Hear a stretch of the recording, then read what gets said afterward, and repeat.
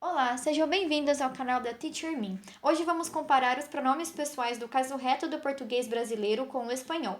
Só para recordar, os pronomes pessoais do caso reto são aqueles que se referem às pessoas do discurso e têm papel de sujeito, podendo ser primeira, segunda e terceira pessoa, no plural e no singular.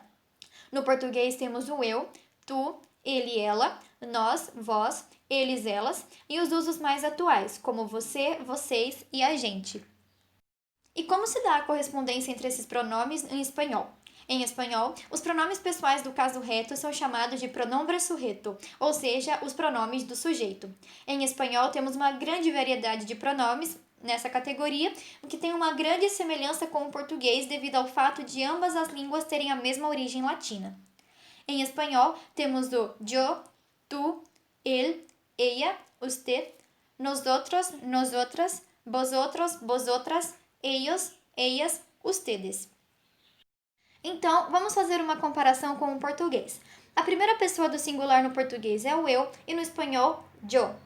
A segunda pessoa no português é o tu e o você e no espanhol é o tu e usted. A terceira pessoa no português é o ele e o ela e no espanhol, él, ella. A primeira pessoa do plural no português é nós e no espanhol, nosotros, nosotras.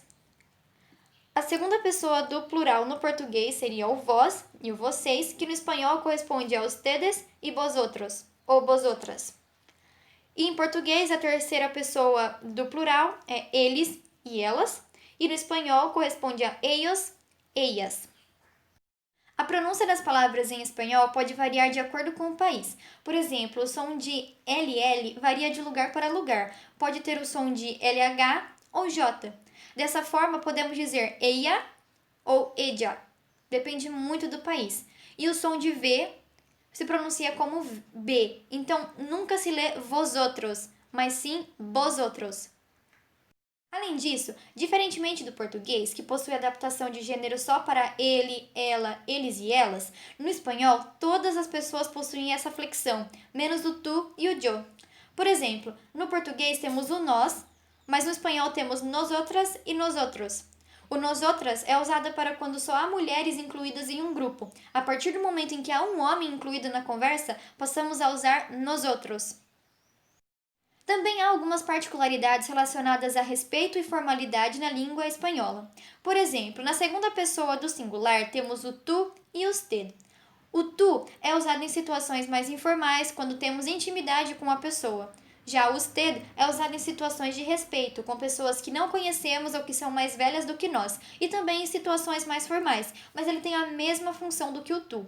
Mas eles têm uma conjugação diferente.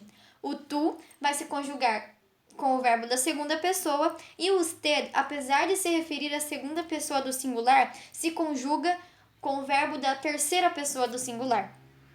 Por exemplo, na conjugação do verbo ser do presente simples do espanhol. Para você falar você é, usando o tu, fica tu eres. Mas usando o usted, fica ustedes.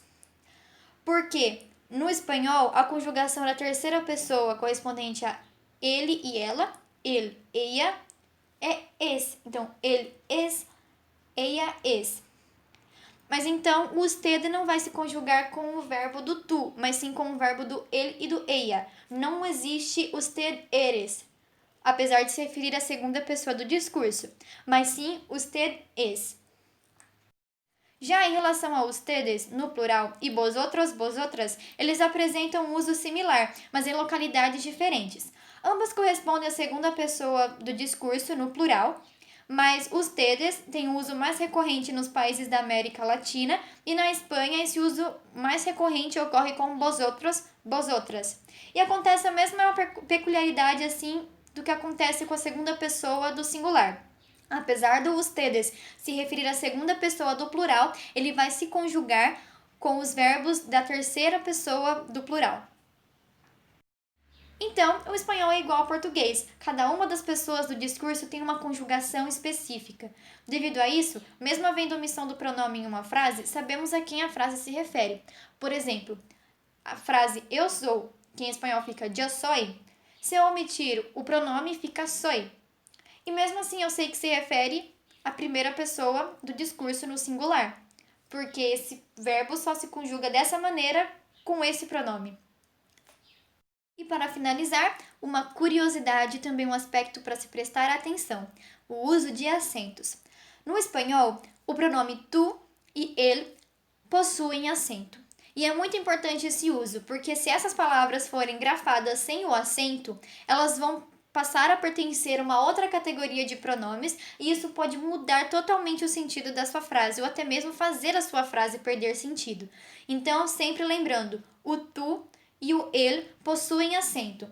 Mesmo que eles tenham a mesma pronúncia dessas palavras sem o acento, na grafia é super importante o uso do acento para se diferenciar a que tipo de pronome estamos nos referindo.